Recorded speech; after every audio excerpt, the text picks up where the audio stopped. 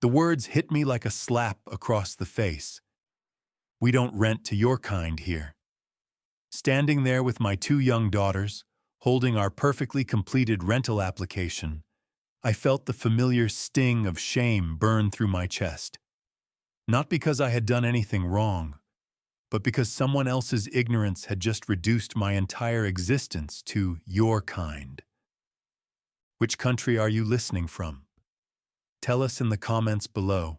My name is Amara Hassan, and if you had told me 5 years ago that I'd be standing in a cramped apartment viewing in downtown Chicago, fighting back tears while my daughters asked why the mean man wouldn't let us see the nice apartment, I would have laughed. Back then, I was Dr. Amara Hassan, head of pediatric surgery at one of Somalia's most prestigious hospitals.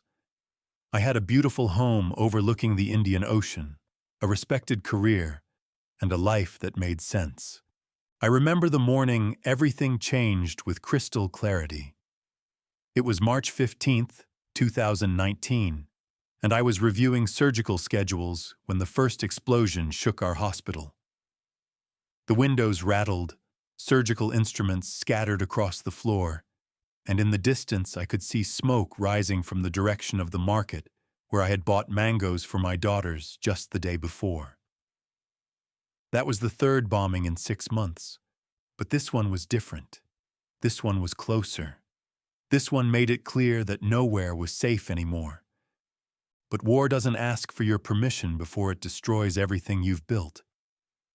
When the conflict escalated and my hospital was bombed for the 4th time in 8 months, this time hitting the children's ward where I had spent the last decade saving young lives, I made the hardest decision of my life. I packed 2 suitcases, gathered my daughters Sahara and Amina, and left everything behind. My medical journals, accumulated over 15 years of practice, the family photos that had decorated my office walls, the traditional Somali dress my grandmother had given me for my wedding. All of it stayed behind, along with the life I had built. America was supposed to be our fresh start, our chance to rebuild. The land of opportunity, they called it.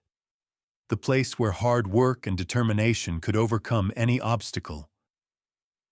I had seen American movies, read American medical journals, dreamed of working alongside American doctors who had trained at Johns Hopkins and Harvard. I imagined my daughters growing up with unlimited possibilities, their intelligence and curiosity valued regardless of their background. I had been naive enough to believe that my medical degree, translated and verified through months of bureaucratic processes, would open doors. I thought my 15 years of surgical experience would speak louder than my accent. I believed that my daughters' bright smiles and straight-A report cards would be enough to secure us a decent place to live. I thought America would see us for who we were, hard-working people seeking safety and the chance to contribute to society. Those first 18 months in America taught me differently. We were staying in a cramped studio apartment in a building where the heat barely worked, and the walls were so thin we could hear every argument, every crying baby, every late-night television. The building smelled perpetually of cooking oil and mildew, and the single window in our unit looked out onto a brick wall 2 feet away. But it was what we could afford on my salary as a medical assistant. The only job I could get while I worked through the exhausting process of getting my medical license recognized in Illinois. The credential recognition process was a nightmare of paperwork, fees, and bureaucracy. I had to have my Somali medical degree evaluated by multiple agencies, each charging hundreds of dollars for the privilege of telling me that my education was equivalent, but not identical, to American standards. I had to take exams testing knowledge I had been using professionally for 15 years. I had to complete additional clinical rotations, working for free in hospitals while supporting my family on a medical assistant's wages. Every morning, I would wake up at 5 a.m., help my daughters get ready for school, take 2 buses to get to the clinic where I worked, spend 8 hours doing tasks that I could have performed with my eyes closed 15 years ago, then come home to help with homework and search for apartments online. The routine was mind-numbing, but it was progress. Slow, painful progress toward the life I was determined to rebuild for my family. My daughters, 8 and 10 years old, had adapted to our new reality with the resilience that only children possess. They learned English faster than I did, made friends at school, and rarely complained about our cramped living situation. Sahara, my youngest, would practice her English by reading signs aloud whenever we rode the bus. Grocery store, Mama. That means food shopping place. Amina, my 10-year-old, became my translator during parent-teacher conferences, her small voice serious as she helped bridge the language gap between me and her teachers. But I could see it in their eyes sometimes. The longing for a real home, for their own bedrooms, for a space where they could spread out their homework without clearing dishes off the kitchen table first. I would catch Sahara drawing pictures of houses with big yards and separate rooms for everyone. Amina would fall asleep listening to me study medical terminology, her homework spread across the only table we had. That's what drove me to spend every weekend apartment hunting. I had saved enough for a security deposit and first month's rent on a decent 2-bedroom place. The math was tight. $1,200 for rent, $400 for utilities, $600 for groceries and transportation. But it was possible. I had stable employment, good references from my landlord and employer, and my credit score had steadily improved since arriving in America. On paper, I was the ideal tenant. Reliable income, no criminal background, excellent references, and a desperate desire to provide stability for my children. But paper doesn't tell the whole story. Paper doesn't capture the way landlords' voices changed when they met me in person after sounding so welcoming over the phone. Paper doesn't explain why apartments that were available on Tuesday were suddenly rented by Thursday, always to someone who had applied just an hour before I arrived. The apartment complex on Maple Street was perfect. 2 bedrooms, 2 bathrooms, a small balcony overlooking a courtyard where children played. The online listing showed hardwood floors, updated appliances, and rent that was exactly within our budget. I had called 3 times to schedule a viewing, speaking to different people each time, and everyone had been professional and encouraging. Mrs. Hassan, right? The leasing agent had confirmed over the phone. Yes, we have several units available. Can you come by Saturday at 2 p.m.? We have a beautiful 2-bedroom on the 3rd floor with a great view of the courtyard. I spent that Friday evening pressing my best interview outfit. A navy blazer I had brought from Somalia, paired with black slacks I had bought at a thrift store. The blazer still smelled faintly of the jasmine perfume I used to wear to the hospital back home, a reminder of the woman I used to be. I wanted to make the right impression. I coached my daughters on their behavior. Be polite. Don't touch anything. Let Mama do the talking. Smile, but don't be too loud. Why do we have to practice being quiet, Mama? Sahara asked, her 8-year-old mind struggling to understand why our normal behavior might not be acceptable. Because some people need time to see how wonderful we are, I told her, braiding her hair with the kind of care I had once reserved for preparing for surgery. And we want to make sure they have that chance. When we arrived at the leasing office, I felt hopeful. The building was well maintained, the landscaping was neat, and through the lobby windows, I could see children playing safely in the courtyard. A playground with actual grass, swing sets that weren't broken, mothers sitting on benches chatting while their children played. This could be home. This could be the place where my daughters would have normal childhoods, where they would make friends and memories that had nothing to do with war or displacement or starting over. The receptionist looked up when we entered. Her smile faltered for just a moment when she saw us, but she recovered quickly. "Can I help you?" "I'm Amara Hassan. I have an appointment at 2 p.m. to view apartments." She glanced at her computer screen, then back at me. "Hassan?" She repeated slowly, as if the name was difficult to pronounce, though it had only 2 syllables and followed basic English phonetic rules. "Oh, right. Let me get Mr. Rodriguez for you." We waited on a small couch in the lobby for 15 minutes. My daughters sat quietly, occasionally whispering to each other in Somali. Sahara pointed to the fish tank in the corner and whispered that she hoped our new home would have space for a pet. Amina studied the brochures on the coffee table, practicing her reading with the apartment amenities listings. I checked my watch repeatedly, wondering if there had been some mistake, fighting the familiar anxiety that rose in my chest whenever appointments ran long.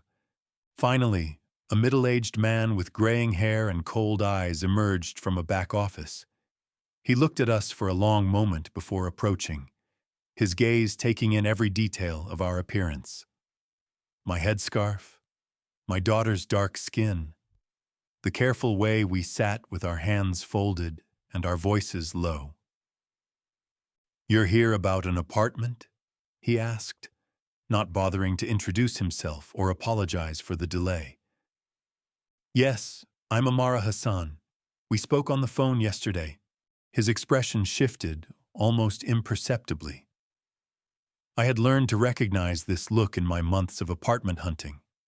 The moment when a landlord realized that the professional-sounding woman they had spoken to on the phone was not the white tenant they had imagined. "Actually, I think there's been a mistake. We don't have any units available right now." I felt my stomach drop. "But I confirmed this appointment yesterday. The woman I spoke to said you had several 2-bedroom units available, including one on the 3rd floor." He shrugged, a gesture that somehow managed to convey both dismissal and disdain. "Things change quickly in this business. Maybe try some other complexes in different neighborhoods." The way he said "different neighborhoods" made my skin crawl. I could feel my daughter's confusion beside me, could sense their disappointment even though they didn't fully understand what was happening. Sahara had been talking all week about the playground she had seen in the online photos. Amina had asked if she could invite friends over once we moved to a place with a real living room. "Sir, I have all the required documentation," I said, opening my folder with hands that I willed to remain steady. "I have proof of income, references, my credit report, first month's rent, and security deposit." "Lady, I told you we don't have anything available." His voice was getting louder, attracting stares from other people in the lobby. "Maybe you didn't hear me the first time." The humiliation was suffocating.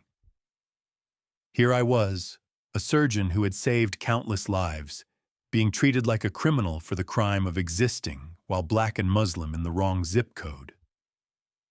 My daughters pressed closer to me, and I could feel Sahara's small hand slip into mine.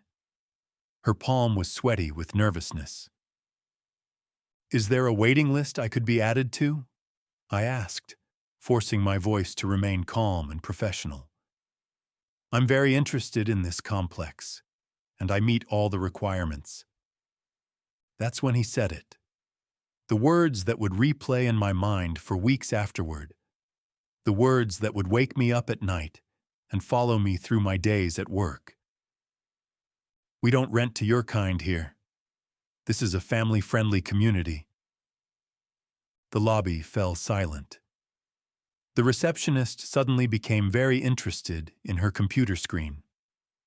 A young couple who had been looking at brochures quietly slipped out the door. An elderly man reading a newspaper looked up, frowned, and then deliberately looked away. My kind. As if I wasn't a mother trying to provide a safe home for her children. As if I wasn't a professional with a spotless rental history and stable income. As if my kind was somehow incompatible with being a good neighbor, a good tenant, a good person. I felt my daughter's eyes on me, waiting to see how I would respond. In that moment, I realized this wasn't just about finding an apartment anymore. This was about what kind of woman I was going to be in America. This was about what I was going to teach my daughters about standing up for themselves in a world that would try to diminish them. "Excuse me," I said, my voice steady despite the rage building in my chest. "Did you just say you don't rent to my kind?" He crossed his arms defensively. "You heard me." "And what exactly is my kind?" The question hung in the air between us. I could see him realizing that he had said something he couldn't easily defend, but his pride wouldn't let him back down. "Look, lady, I don't want any trouble. There are plenty of other places you can rent. Places more suitable for people like you. People like me, a doctor, a mother, a woman who had lost everything to war and rebuilt her life from nothing. A person who worked 16-hour days to provide for her family, who never missed a rent payment, who kept her current apartment spotless despite its many flaws."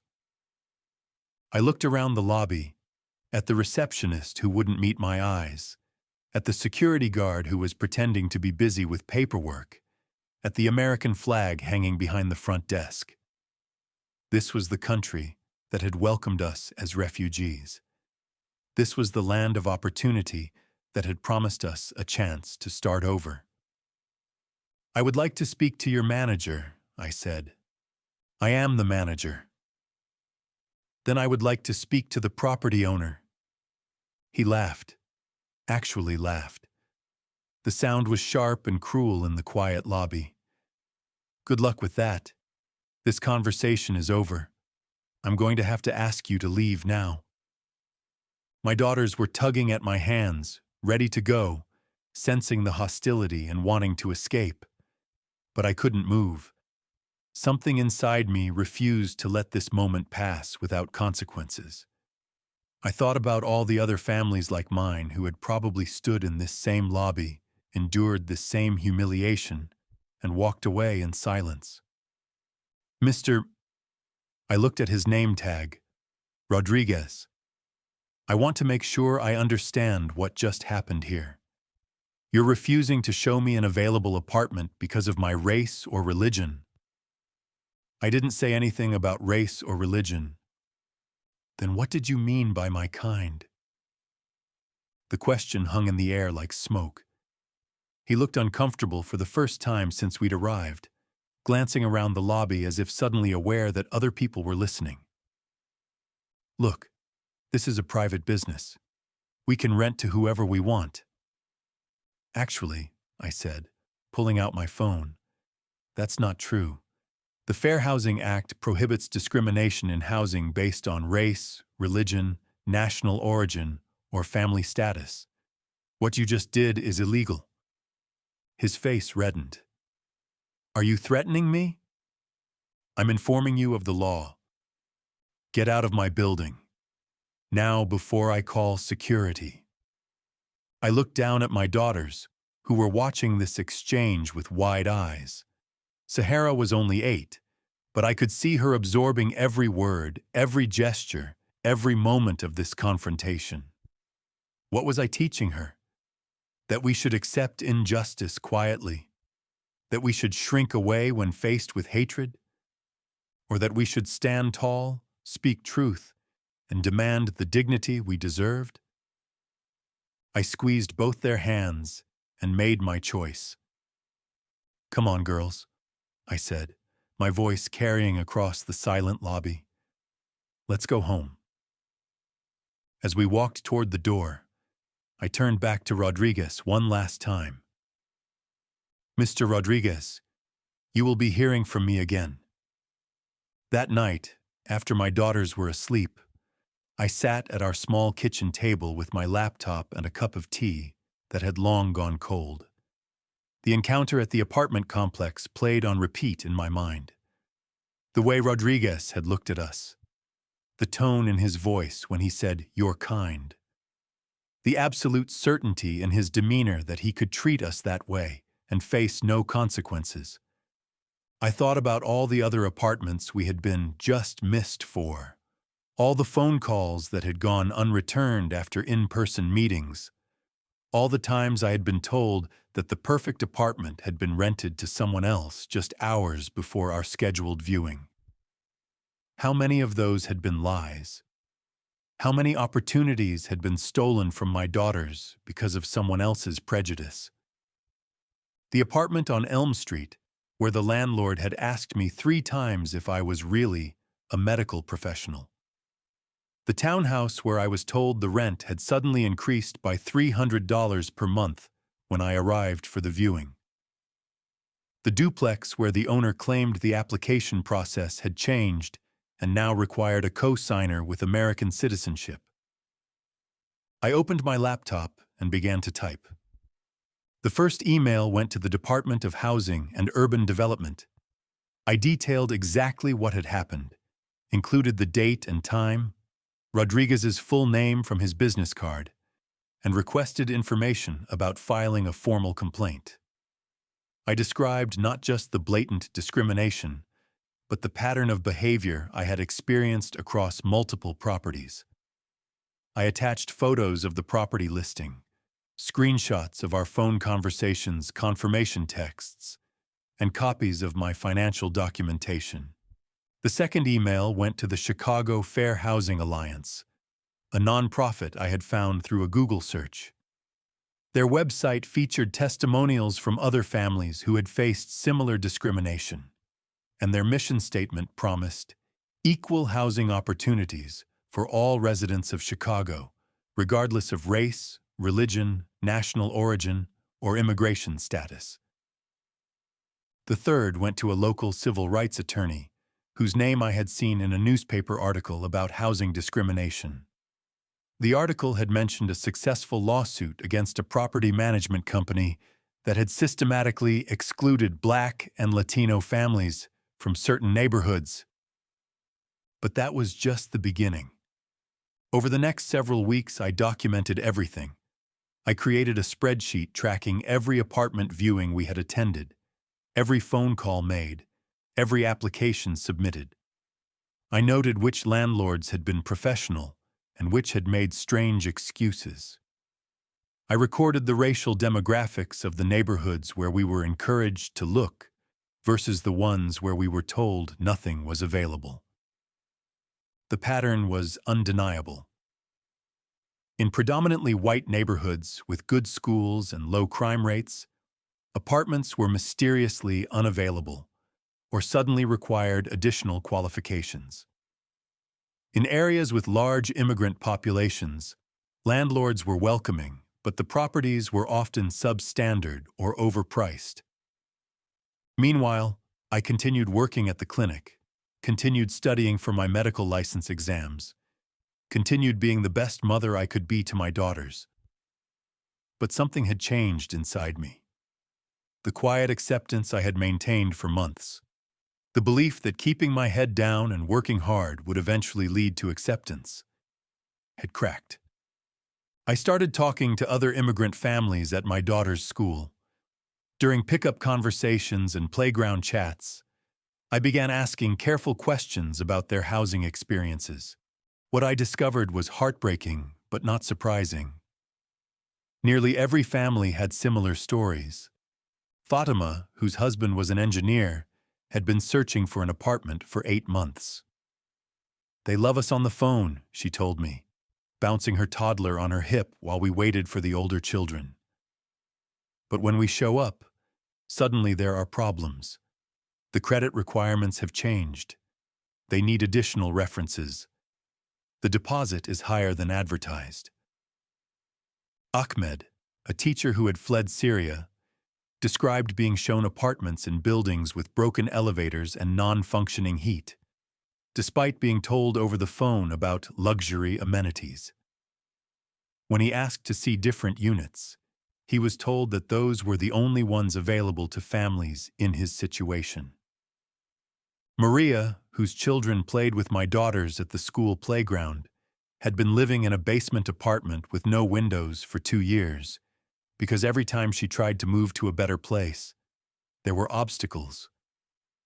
They want 3 months' rent up front, or they want a co-signer, or they suddenly remember that the apartment is being renovated, she said, frustration evident in her voice. We weren't alone in this struggle, but we had all been suffering in silence. That's when I decided that silence was no longer an option. I reached out to Fatima, asking if she would be willing to meet and discuss our experiences more formally. I contacted Ibrahim, a refugee from Syria who worked as an engineer, but was living in substandard housing because better landlords kept finding excuses to reject his applications. I spoke with Maria about organizing other parents who had faced similar challenges. One by one, I connected with other families who had experienced similar discrimination. We started meeting informally at first, at coffee shops, in each other's cramped apartments, at the mosque after Friday prayers.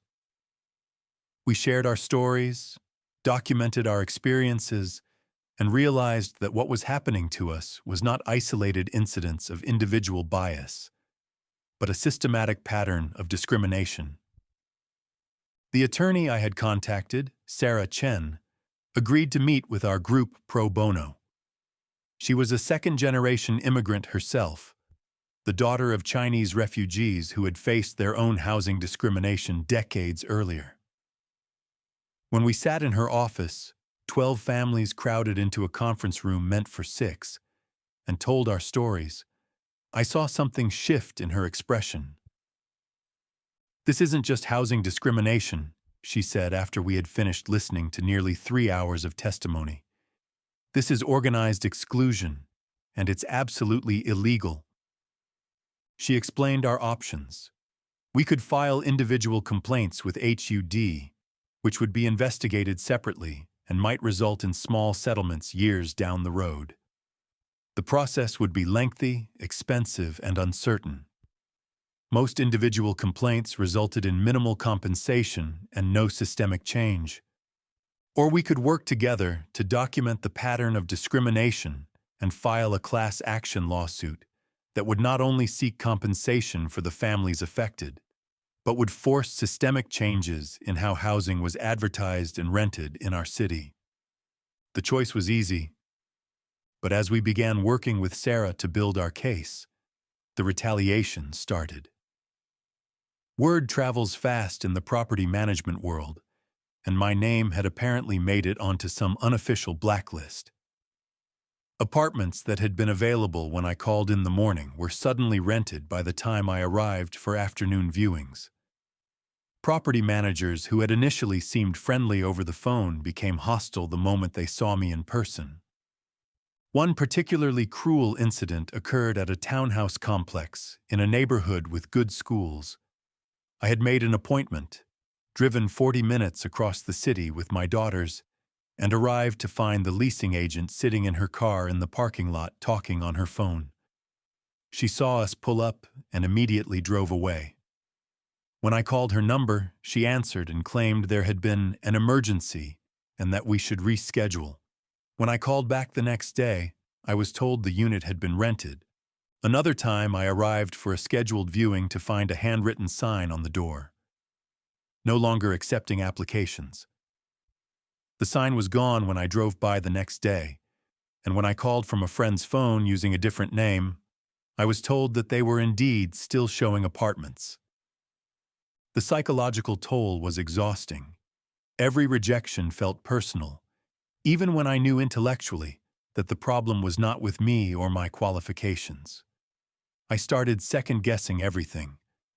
My appearance, my accent, my children's behavior, even my right to be in this country at all. My daughters began to notice the change in me. They stopped asking when we would move to a real apartment. They stopped expressing excitement about potential new homes.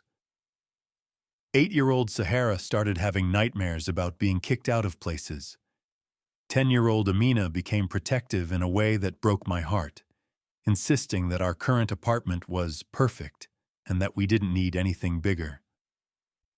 "Mama, why do people say mean things to us?"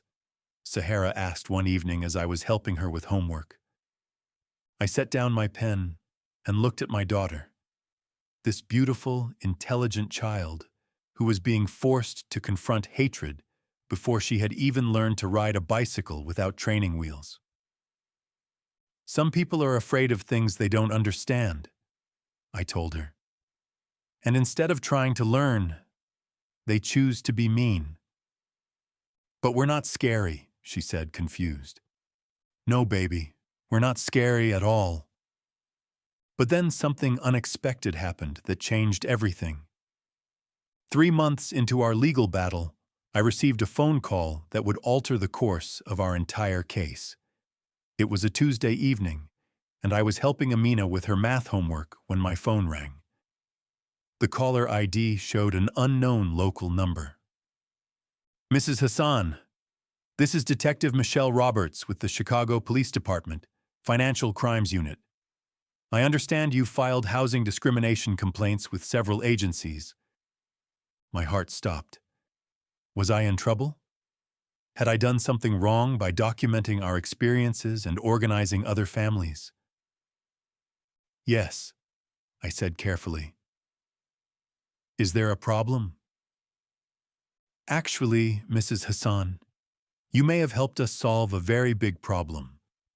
Would it be possible for you to come to the station tomorrow? There's something I need to show you." I spent that night lying awake, wondering what I had gotten myself into. Had I accidentally broken some law? Were there consequences to organizing other families? In Somalia, questioning authority could lead to serious trouble. Was America different? Or was I about to learn that challenging the system came with its own dangers? The next day, I sat in a sterile conference room at the police station, staring at photographs and documents spread across a long table. Detective Roberts, a woman in her 40s with graying hair and tired eyes, walked me through what appeared to be evidence from a major investigation. "Mrs. Hassan, we've been investigating a housing fraud and money laundering operation for the past 2 years. The Rodriguez Property Management Company you encountered is right at the center of it."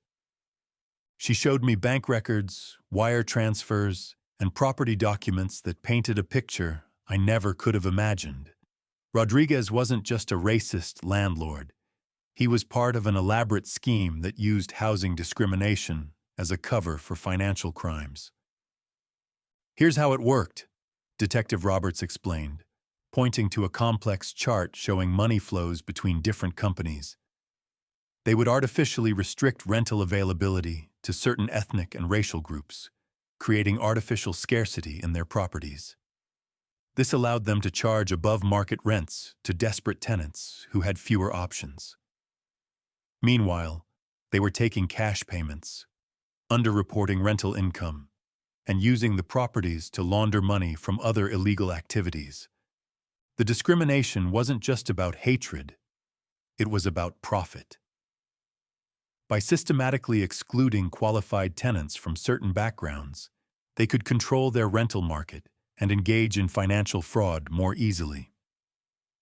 Your complaint to HUD triggered an audit that revealed discrepancies in their rental records. When we started digging deeper, we found connections to drug money, tax evasion, and fraudulent business practices. "Mrs. Hassan, you didn't just file a discrimination complaint. You helped expose a major criminal enterprise." I stared at the evidence in disbelief. Bank statements showing cash deposits that didn't match reported rental income. Ledgers with coded entries that investigators had deciphered as references to excluded ethnic groups. Communications between Rodriguez and other property managers coordinating their discrimination efforts. All those families who had been turned away, all that humiliation and frustration. It had been part of something much larger and more sinister than simple prejudice. "What happens now?" I asked. "Rodriguez and 6 other individuals were arrested this morning. Their properties are being seized by the federal government. And here's the thing, Mrs. Hassan, as part of the settlement agreement, all of their properties will be placed in a trust managed by a nonprofit housing organization. Families who can prove they were discriminated against by this operation will have first priority for rentals at below-market rates." The irony was overwhelming. The man who had told me, "We don't rent to your kind," was now facing federal charges, and his properties would be specifically available to the very families he had spent years excluding. But Detective Roberts wasn't finished. "There's something else," she said, sliding a folder across the table. "When we searched Rodriguez's office, we found this. Inside the folder was a file with my name on it. My photograph, printed from what appeared to be security camera footage from the apartment complex. Copies of my rental applications from multiple properties. Background information, including my medical credentials and employment history. And at the top, in Rodriguez's handwriting, were notes that made my blood run cold. Dr. Hassan, surgeon from Somalia. Too educated will cause problems. Rejected. Add to blacklist. Notify other properties. Potential legal threat. Too educated. I had been rejected not in spite of my qualifications, but because of them. Rodriguez had seen my medical degree and my professional background not as assets, but as threats. He had deliberately shared my information with other property managers to ensure I would be blacklisted across multiple rental companies. "Mrs. Hassan," Detective Roberts continued, "we believe you were specifically targeted because your professional background made you more likely to recognize discrimination and take legal action. Rodriguez has files on dozens of other educated immigrants and refugees, doctors, engineers, teachers, lawyers. He saw you as potential troublemakers and made sure you were excluded from housing in multiple neighborhoods." The revelation was staggering. I hadn't been rejected because I was unqualified. I had been rejected because I was overqualified, because someone had recognized that I would not accept injustice quietly. "How many other families?" I asked. "We're still counting. But based on the files we've recovered, we estimate that Rodriguez's network excluded over 300 families from housing over a 3-year period. The financial impact of this discrimination, families forced to pay higher rents in substandard housing, career opportunities lost due to longer commutes, children affected by school changes. We're talking about millions of dollars in damages." Detective Roberts showed me more files, each one representing a family whose life had been disrupted by this criminal enterprise. Engineers forced to live in unsafe buildings. Teachers commuting 2 hours each way because they couldn't find housing near good schools. Children growing up in overcrowded apartments because their parents couldn't access the housing market. As I sat there processing this information, I thought about all the moments I had doubted myself, all the times I had wondered if I was being too sensitive, if the discrimination was real or imagined. All the nights I had lain awake wondering what was wrong with me, why I couldn't provide a decent home for my daughters despite working so hard and following all the rules. It hadn't been me.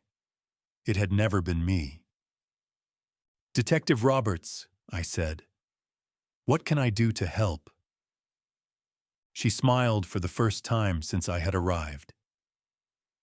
"Mrs. Hassan, you've already done more than you know.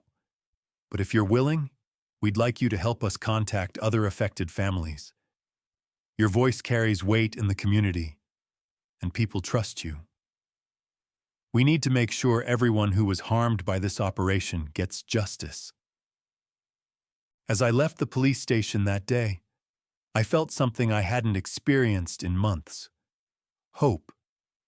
Not just hope for my own family, but hope for all the families who had suffered in silence, all the children who had been forced to live in inadequate housing, all the parents who had blamed themselves for failing to provide better lives for their families. We hadn't failed. We had been failed by a system designed to exploit our vulnerability. But now we had the chance to change that system. The next 6 months transformed not just my family's life, but our entire community's understanding of what was possible when people stood together against injustice. The federal case against Rodriguez and his associates made national news. The story of a pediatric surgeon from Somalia who had helped expose a multi-million-dollar housing fraud operation was picked up by newspapers, television stations, and online media outlets across the country. CNN ran a segment titled, "The Doctor Who Wouldn't Be Silenced." The New York Times published an op-ed about the intersection of housing discrimination and organized crime. NPR interviewed me for a podcast about immigrant experiences in America. Suddenly, I was fielding interview requests from journalists who wanted to understand how housing discrimination in America had evolved beyond simple prejudice into sophisticated criminal enterprises. Each interview was an opportunity to tell our story, to make sure that the families who had suffered weren't forgotten in the larger narrative about financial crime. But the media attention, while validating, was not the most important outcome. Within 3 weeks of Rodriguez's arrest, my family was offered our choice of apartments in the very complex where we had been humiliated.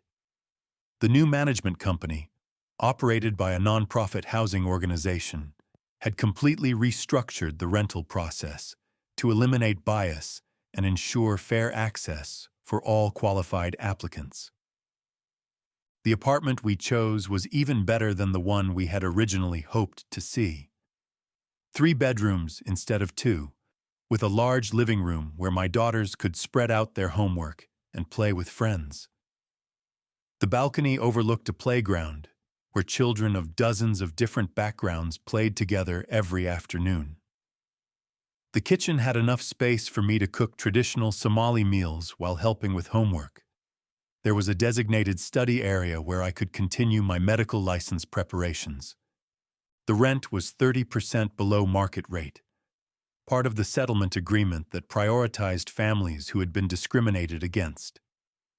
The savings meant I could afford better food for my daughters, educational activities, and even small luxuries like books and art supplies.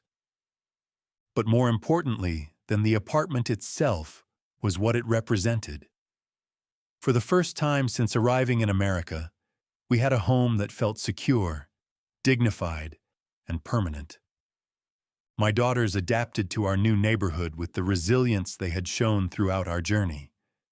Sahara made friends with a girl from Guatemala who lived 2 floors down, and they would practice English and Spanish together in the courtyard. Amina joined the apartment complex's youth soccer team, which practiced on weekends in the very courtyard where she had once only been allowed to look through windows. The transformation went beyond our personal situation. The class action lawsuit we had initiated with 11 other families expanded to include over 200 families who had been affected by the Rodriguez network. Families from Somalia, Syria, Mexico, Nigeria, El Salvador, Bangladesh, and dozens of other countries had all been systematically excluded from housing opportunities. The settlement, reached 8 months after the initial arrests, included not only financial compensation for each family, but systemic changes to housing practices across the city. Each affected family received between $15,000 and $50,000 in damages, depending on how long they had been impacted by the discrimination. But more importantly, the settlement established new oversight mechanisms to prevent future discrimination. A new monitoring system was implemented requiring all rental properties above a certain size to report demographic data about their applicants and tenants. Property managers now had to complete mandatory fair housing training every 2 years. Most importantly, a city-funded office was established to investigate discrimination complaints and provide free legal assistance to families facing housing bias. The work was far from over, but the foundation had been laid for meaningful change. 3 months after moving into our new apartment, I received another phone call that would once again alter our trajectory. This time, it was from Dr. Elizabeth Montgomery, Chief of Staff at Chicago Children's Hospital. "Dr. Hassan," she said, "I've been following your story in the news. I understand you're working toward getting your medical license recognized here in Illinois." "Yes," I replied, wondering where this conversation was heading. "I also understand that you have extensive experience in pediatric surgery." 15 years, I confirmed. "Dr. Hassan, we have an immediate opening in our pediatric surgery department. It's a fellowship position that would allow you to work under supervision while you complete your licensing requirements. The position comes with full benefits, competitive salary, and a clear path to becoming a full attending physician once your credentials are finalized." I sat down heavily on our new couch, overwhelmed by the possibility she was presenting. "Dr. Montgomery, are you offering me a job?" "I'm offering you a chance to save children's lives again, Dr. Hassan, which is what you were meant to do." 2 weeks later, I walked through the halls of Chicago Children's Hospital wearing scrubs for the first time in 3 years. The familiar weight of a stethoscope around my neck, the crisp feel of surgical clothing, the controlled chaos of a working hospital. It all felt like coming home. My supervisor, Dr. James Walsh, greeted me with respect and genuine enthusiasm for my experience. He had reviewed my surgical records from Somalia, translated and verified through the credentialing process, and was impressed by the complexity of cases I had handled. "Dr. Hassan, your experience with pediatric cardiac surgery in resource-limited settings will be invaluable here," he told me during our first meeting. "You've performed procedures under conditions that most of our residents have never experienced. That perspective will make you a better surgeon and teacher." My colleagues treated me as an equal, valuing my knowledge and perspective rather than seeing my background as a liability. During lunch breaks, they asked about surgical techniques I had learned in Somalia, about how we had managed complex cases without some of the advanced technology available in American hospitals.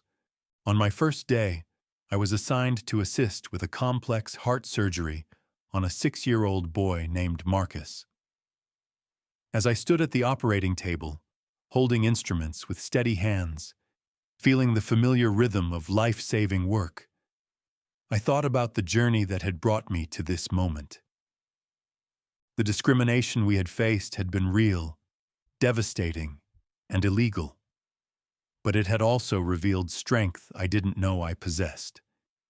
It had connected me with a community of people who refused to accept injustice quietly. It had taught my daughters that standing up for what's right sometimes means facing uncomfortable confrontations, but that the alternative, accepting degradation in silence, is far worse. After the surgery, as I was removing my gloves and gown, Dr. Walsh approached me. "Dr. Hassan, that was exceptional work in there. Marcus is lucky to have had your expertise in that operating room." "Thank you, Dr. Walsh. It feels good to be doing this work again. Can I ask you something personal?" I nodded.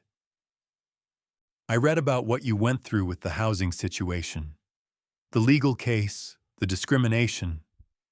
How did you keep going?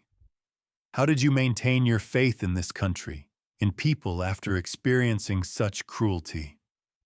I thought about his question for a long moment, How could I explain that the cruelty had been real, but so had the kindness? That for every Rodriguez who had tried to diminish us, there had been a Detective Roberts who had fought for justice? That for every landlord who had rejected us, there had been a doctor, Montgomery, who had recognized our value?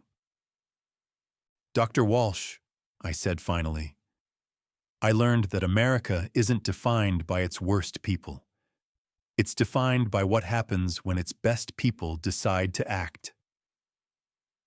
6 months later, I stood on the same balcony where Rodriguez had once told me, "We don't rent to your kind." But this time I was addressing a crowd of over 500 people gathered in the courtyard below. The occasion was the grand opening of the new Fair Housing Resource Center, housed in the very building where our legal battle had begun. My daughters sat in the front row, wearing matching dresses I had been able to buy with my first paycheck from the hospital. Behind them sat the families who had joined our lawsuit, many of whom were now living in decent housing for the first time in years. Detective Roberts was there, along with Sarah Chen, our attorney, and dozens of other community leaders who had supported our fight for justice. 18 months ago, I began, my voice carrying clearly across the courtyard. I stood in the lobby of this building with my 2 daughters, and a man told me that people like us didn't belong in a place like this. He was wrong about many things that day, but he was right about one thing. People like us don't belong in places like this. I paused as murmurs rippled through the crowd, allowing the apparent contradiction to settle before continuing. People like us don't belong in places where discrimination is tolerated. We don't belong in systems that profit from our exclusion. We don't belong in communities that see our differences as threats rather than gifts. The crowd was silent now, listening intently. People like us belong in places where our children can sleep safely at night.